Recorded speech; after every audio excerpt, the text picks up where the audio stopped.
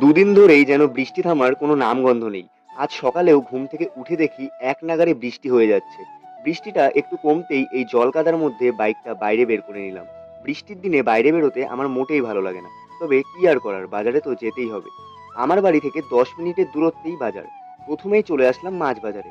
আমি কিন্তু হাতে গোনা কয়েকটা মাছ ছাড়া তেমনভাবে মাছ চিনি না, তবুও আসতে হয়।